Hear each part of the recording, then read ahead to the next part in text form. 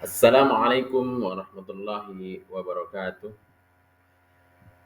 Anak-anakku yang soleh dan soleha, bagaimana kabarnya hari ini? Alhamdulillah, semoga kita semua senantiasa dalam keadaan sehat dan selalu dalam lindungan Allah dan rahmat Allah Subhanahu wa taala. Anak-anakku semuanya, coba perhatikan slide yang di depan kalian. Ada sebuah kalimat yang sangat akrab di telinga kita, yaitu matahari terbit dari ufuk timur. Secara harfiah, kalimat ini benar.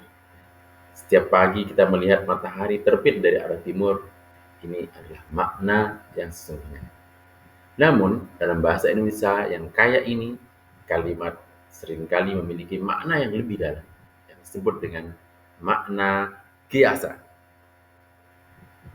bukan makna yang sebenarnya. Nah, tahukah kalian, Kemampuan memahami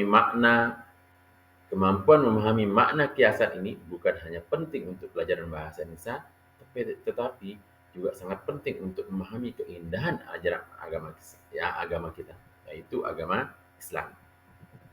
Coba kita renungkan kembali kalimat matahari terbit. Matahari adalah sumber cahaya yang datang untuk mengusir kegelapan malam. Dalam sejarah Islam, kedatangan Rasulullah SAW itu diibaratkan seperti terbitnya matahari di ufuk timur di tengah kegelapan zaman jahiliyah. Beliau datang membawa petunjuk Al-Quran dan cahaya bagi seluruh umat manusia. Sebagaimana Allah telah berfirman dalam Al-Quran, wada'iyan ilallahi bi'idnihi wa sirajam munira. Artinya apa? Dan untuk jadi penyeru kepada agama Allah dengan izinnya dan sebagai cahaya yang menerangi. Nah, fokus kita di cahaya yang menerangi. Lihat betapa indahnya cahaya yang menerangi atau sirajam munira. Ya, sirajam munira adalah sebuah kata kiasan yang menggambarkan betapa mulianya peran Rasulullah Shallallahu Alaihi Wasallam. Jadi, pada pembelajaran kali ini kita tidak hanya akan belajar tentang bahasa Indonesia, tapi kita juga akan melatih kepekaan hati dan pikiran kita untuk menangkap pesan-pesan indah, baik dalam bahasa sastra Indonesia maupun dalam Al-Quran, atau hadis-hadis yang seringkali disampaikan melalui kiasan yang penuh hikmah, persis seperti cara Rasulullah SAW mengajarkan para sahabatnya. Siap untuk berpetualang dalam dunia makna kiasan yang penuh dengan hikmah ini? Jika siap, bilang siap dong. Mari kita mulai dengan sama-sama membaca basmalah. Bismillahirrahmanirrahim. Baik anak-anakku yang hebat-hebat, yang semoga dirahmati oleh Allah Subhanahu wa taala, yang ceria-ceria, senyum dong. Nah, mari kita sekarang bedah lebih mendalam lagi, apa sih sebetulnya dari mana kiasan ini? Atau apa yang sebetulnya dari makna kiasan itu. Ya. Coba perhatikan, seperti yang tertera di depan kalian, makna kiasan itu membuat ungkapan kita menjadi lebih kreatif, lebih indah, dan lebih mengena di hati sanubari kita. Dan subhanallah ya, ternyata Rasulullah SAW adalah orang yang paling indah tutur katanya. Dan beliau seringkali menggunakan gaya bahasa ini untuk memberikan nasihat kepada para umatnya. Mari kita lihat satu persatu ya. Yang pertama itu ada dinamakan dengan metafora atau kiasan langsung ya. Di sini disebutkan bahwa metafora itu membandingkan dua hal secara langsung tanpa kata seperti ya. Contohnya, dia adalah matahari dalam hidupku. Dia adalah matahari dalam hidupku. Ya. Kaitannya dengan ajaran Islam ya, ingatkah kalian sebuah hadis yang sangat terkenal, yaitu Rasulullah SAW bersabda, "Ad-dunya sijnul mu'min wa jannatul kafir." Ya. Dunia ini adalah penjara bagi orang mukmin dan surga bagi orang-orang kafir. Ya. Lihat, Rasulullah SAW itu tidak berkata dunia seperti penjara, tapi langsung menyatakan dunia adalah penjara. Ini adalah metafora yang sangat kuat, ya. Maksudnya apa? Ya, maksudnya apa kira-kira? Bagi orang beriman, dunia ini penuh dengan aturan dan batasan. Bagi orang beriman, ya, sekali lagi, bagi orang beriman bahwa dunia ini penuh dengan aturan dan batasan syariat yang harus dipatuhi. Layaknya kita sedang berada di penjara, ya. Hmm. Tapi karena kesabarannya, ia akan mendapatkan balasan surga yang abadi. Insyaallah, ya. Nah, yang kedua itu personifikasi. Itu menganggap benda seperti manusia, ya. Coba perhatikan slide kita ini menjelaskan bahwa personifikasi itu memberikan sifat manusia pada benda mati, ya. Sekali lagi, personifikasi itu memberikan sifat manusia pada benda mati. Contohnya angin berbisik, ya. Angin berbisik di telingaku. Nah, coba perhatikan lagi, sekali lagi. Angin berbisik di telingaku. Nah, angin kan tidak punya mulut, tapi bisa diibaratkan berbisik. Nah, kaitannya dengan ajaran Islam, ya coba kita perhatikan ya, dalam Al-Quran juga Allah memberikan kita contoh personifikasi yang luar biasa dan seharusnya membuat kita merinding. Ya. Di hari kiamat kelak, saat mulut kita dikunci, anggota tubuh kita ini akan berbicara menjadi saksi Allah. Ya.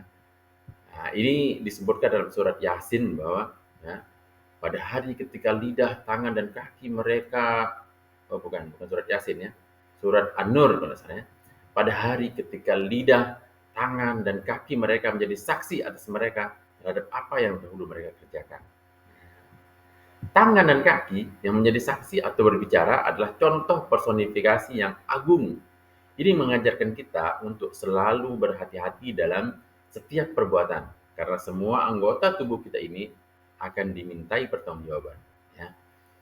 Oke, paham? Hmm, begitu. Itu tentang personifikasi. Selanjutnya yang ketiga, ya, ini perumpamaan, ya, atau simile. Ya. Ini yang paling sering kita temui, ya. Perumpamaan membandingkan dua hal menggunakan kata seperti, bagai, laksana, atau seolah-olah. Ya. Contohnya gini ya, dia kuat seperti singa. Nah, dia kuat seperti singa. Hmm. Ini kalau kita kaitkan dengan Rasulullah Shallallahu Alaihi Wasallam, ya kaitkan dengan bagaimana ajaran agama kita, ya. Sunnah Rasulullah SAW, ya, kita perhatikan Rasulullah Nabi kita Nabi Muhammad SAW adalah guru terbaik dan beliau paling sering menggunakan perumpamaan agar sahabat mudah dalam memahami. Salah satu yang terindah adalah sabda beliau tentang teman yang baik.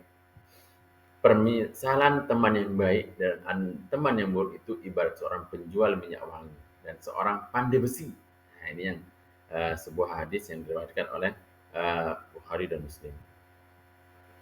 Teman yang baik diibaratkan seperti penjual minyak wangi. Walaupun kita tidak membeli, kita akan ikut mencium aromanya. Nah, artinya berteman dengan orang-orang yang soleh akan membuat kita ikut menjadi baik. Indah sekali kan? Apa yang diungkapkan oleh Rasulullah SAW ini, ya, bahwa itu seperti berteman dengan minyak. Ini adalah majas, ini adalah makna-makna dengan kiasan dengan menggunakan kata seperti. Kemudian yang keempat ya, itu sinekdot, yaitu sebagian untuk keseluruhan, ya. Nah, ini bagaimana ya? Ini agak sedikit unik lah. Sinekdot ini menggunakan sebagian untuk mewakili keseluruhan. Contohnya kita perhatikan di slide ini ya. Ia memiliki banyak roda untuk maksud mobil ya. Kita sebut rodanya saja, tapi maksudnya adalah seluruh mobil. Nah, kalau kita kaitkan dengan ajaran kita, ajaran Islam, kita perhatikan ya. Dalam Al-Qur'an ada contoh sinekdot yang sangat mulia. Ya, ketika berbicara tentang membebaskan budak, ya, Allah sering menggunakan kata raqabah yang artinya leher, ya. Contohnya dalam Al-Qur'an disebutkan fakku raqabah. Nah, sering dengar kan? Muraqabah apa artinya? Melepaskan leher, ya, melepaskan leher, ya. Ini melepaskan leher bukan lehernya yang dilepaskan, ya. Tentu yang dibebaskan itu bukan hanya lehernya, ya, tapi seluruh badannya, seluruh dirinya sebagai manusia. Itu membebaskan budak, ya.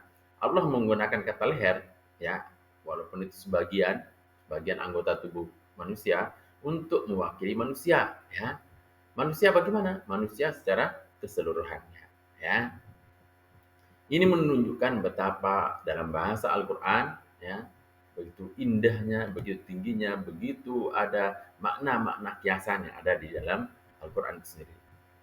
Nah, anak-anakku semua, anak-anakku sekalian yang gagah-gagah, yang cantik-cantik, ya, sekarang kita jadi tahu bahwa belajar majas atau gaya bahasa ini bukan sekedar teori bahasa Indonesia saja, ya. Ini adalah cara kita untuk bisa lebih menghayati dan memahami keindahan Al-Quran dan petuah-petuah bijak dari Nabi kita Nabi Muhammad SAW. Tentu sekali dengan uh, penjelasan berbahasa Indonesia, ya. Oke, kita akan lanjut ke pembahasan berikutnya. Nah, anak-anakku semuanya, setelah tadi kita mengenal jenis-jenis makna kiasan, sekarang mari kita lihat bagaimana kiasan-kiasan itu digunakan dalam kalimat kita sehari-hari, ya, untuk menggambarkan sesuatu, ya. Ini akan membuat kita semakin paham insya Allah, ya, betapa indahnya bahasa Indonesia, betapa indahnya bahasa kita, ya. Kemudian juga mungkin mudah-mudahan kita berharap kepada Allah Subhanahu wa taala semoga dengan ini kita juga bisa mengenal betapa agungnya bahasa Al-Qur'an dan bahasa-bahasa yang disampaikan oleh Rasulullah SAW, ya. Baik, mari kita perhatikan bersama-sama, ya. Perhatikan kalimat di sini bahwa di dalam pengantarnya disebutkan dia memiliki hati. Dia memiliki hati emas. Sekali lagi saya ulangi, ya. Dia memiliki hati emas. Itu kita semua paham. Hatinya bukan terbuat dari logam, ya, bukan terbuat dari logam emas atau emas yang kuning itu, ya. Nah, hati emas adalah kiasan untuk menggambarkan sifat yang sangat baik atau sangat mulia dan sangat pemurah, ya. Kalau hatinya itu terbuat dari emas ya gampang kita akan jual, ya. Mungkin tapi bukan itu maksudnya. Itu adalah makna kiasan, ya. Kalau kita berikan ini, coba kita perhatikan kalau dalam Islam, ya, dalam ajaran agama kita contohnya seperti ini. Dalam Islam itu hati itu adalah kolbu, ya. Hati adalah kolbun, ya. Kolbun adalah pusat dari segalanya. Rasulullah SAW pernah bersabda bahwa di dalam diri kita ada segumpal daging. Jika ia baik, maka baiklah seluruh tubuhnya. Dan jika ia buruk, maka buruklah seluruh anggota badan kita atau seluruh tubuh kita. Itulah hati, ya. Maka memiliki hati emas sesungguhnya adalah cita-cita hampir setiap muslim, ya, yaitu memiliki hati yang bersih atau qalbun salim atau hati yang bersih, ya. Sekarang mari kita lihat 3 contoh yang ada di slide kita dan kita coba cari padanannya dalam ajaran Islam seperti apa, ya. Contoh pertama ini di sini tertulis bahwa bintang itu berkelap-kelip di langit malam. Nah, dan bintang menjadi apa? Menjadi sebuah kiasan untuk objek yang kecil namun bercahaya. Kaitannya dengan itu, coba kita perhatikan, ya, sebenarnya, ya, anak-anakku semuanya, ya, tahukah kalian siapa yang diumpamakan Rasulullah SAW itu laksana bintang-bintang di langit? Ya, mereka adalah para sahabat-sahabat beliau dalam yang disebutkan dalam sebuah hadis. Coba kita perhatikan, ya. Sahabat-sahabat Rasulullah SAW bersabda, ya, sahabat-sahabatku itu laksana bintang-bintang di langit, ya. Dengan siapapun di antara mereka kalian mengikuti, maka kalian akan mendapatkan petunjuk, ya. Masya Allah, ya. Coba kita perhatikan, ya. Para sahabat Nabi adalah cahaya petunjuk bagi kita. Walaupun mereka telah tiada, kisah hidup, ilmu, dan semangat mereka tetap bersinar menjadi petunjuk jalan bagi kita di tengah gelapnya zaman. Ya, sama seperti bintang yang menjadi petunjuk arah bagi para musafir di malam hari. Ya, oke, itu maksudnya. Itu adalah contoh pertama untuk makna kiasan yang mengidentifikasi objek ya atau benda seperti tadi itu adalah bintang. Coba kita perhatikan contoh yang kedua ya. Nah, itu ada kalimat tonggak penyangga ya. Itu coba kita lihat contohnya di slide ini adalah ayahku adalah tonggak penyangga keluarga. Nah, kiasannya apa? Seorang yang kuat dan bertanggung jawab ya, bahwa itu dikatakan bahwa tonggak penyangga itu artinya adalah sebuah eh, kiasan yang mengandung makna adalah seorang yang kuat dan bertanggung jawab ya. Kalau kita kaitkan kiasan ini dengan ajaran agama kita, ajaran Islam, kata tonggak atau tiang ini adalah kiasan yang sangat penting dalam agama kita. Kalian pasti hafal rukun Islam kan? Ya, ingat enggak rukun Islam? Oh hebat. Nah, ternyata masih ingat. Ada berapa rukun Islam? Oh betul, ada 5 ya. Nah, kita lihat Rasulullah SAW pernah bersabda, Islam dibangun di atas 5 tonggak. Nah, tahu artinya tonggak? Tonggak itu pilar ya. Pilar, 5 tiang ya. Apa lanjutannya? Bersaksi tidak Tuhan selain Allah dan Muhammad adalah utusan Allah, mendirikan sholat ya. Ini tonggak pertama adalah bersaksi tidak Tuhan selain Allah dan Muhammad adalah utusan Allah. Tonggak kedua mendirikan sholat. Tonggak ketiga menunaikan zakat. Tonggak keempat eh, puasa. Kemudian tonggak kelima itu haji bagi haji ke Baitullah ya. Ini ibarat apa ya? Ibarat kata ini adalah tonggak ya. Nah, ini kalau kita samakan sama seperti ayah menjadi tonggak keluarga. Ya, tonggak ini tiang ya. Tiang itu ya dimaksudkan itu bukan tiang yang aslinya ya. Nah, ini sama seperti ayah tadi ya yang menjadi tonggak keluarga ya. Kelima rukun ini adalah pilar yang menopang bangunan keislaman kita. Jika salah satunya roboh, terutama sholat yang disebut sebagai tiang agama, maka akan goyahlah seluruh bangunan agama kita. Itu setiap tonggak itu harus betul-betul menjadi tiang penyangga atau menjadi kekuatan yang akan sama-sama saling menguatkan antara satu tiang dengan tiang lain ya. Kalau dalam tadi ungkapannya ayah ya, ayahku adalah sebagai tonggak keluarga, itu dia tiang penyangga yang akan yang akan menjadi penguat dalam keluarga. Nah, selanjutnya, itu ya contoh yang kedua ya. Contoh ketiga coba kita perhatikan ya. Ini pohon seperti raksasa ya, coba kita perhatikan. Contoh di sini, pohon itu menjulang tinggi seperti raksasa. Nah, sekali lagi, pohon itu menjulang tinggi seperti raksasa. Ini melambangkan sesuatu yang besar dan tinggi ya. Biasanya raksasa itu adalah sesuatu yang besar dan tinggi ya. Kaitannya dengan ini kalau kita kaitkan dengan ajaran Islam ya, ajaran kita mengatakan kita mungkin sering tahu bahwa ya mungkin raksasa mungkin tidak pernah kita lihat, tapi itu adalah suatu hal yang menggambarkan sesuatu yang sangat besar ya.